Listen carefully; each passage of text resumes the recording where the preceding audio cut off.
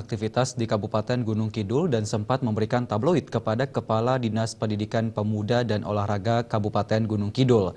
Kepala Disdikpora mengaku tidak mengetahui asal-usul Gavatar dan menghimbau kepada pelajar agar tidak mudah terpengaruh organisasi yang tidak jelas.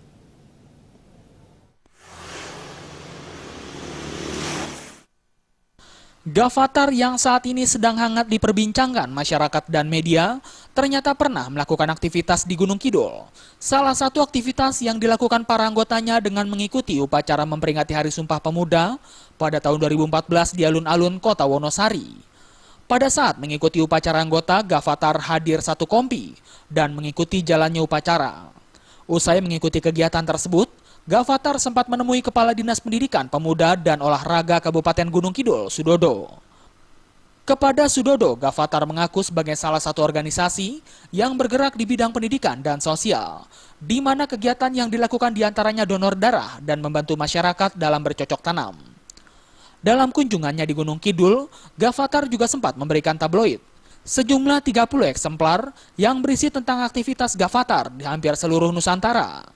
Saat itu Kepala Disdikpora mengaku sempat menanyakan tentang legalitas organisasi Gavatar. Namun pihak Gavatar menjawab sedang dalam proses. Usai mengikuti kegiatan upacara Hari Sumpah Pemuda tersebut, organisasi Gavatar tidak pernah muncul lagi.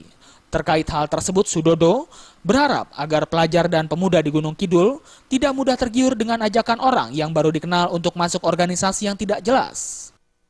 Lalu karena ini juga ada anak-anak Gunung Kidul sifatnya kepemudaan, kami terima karena dulu kita tanya intinya kegiatan adalah pemberdayaan pemuda. Tetapi saya tanya legalitas organisasinya itu ada belum? Dulu katanya masih berproses. Nah, untuk itu saya minta agar segera diurus legalitas organisasinya itu ke Kesbang Linmas, ke Pak Wahyu. Dari Gunung Kidul, Yogyakarta, Anjar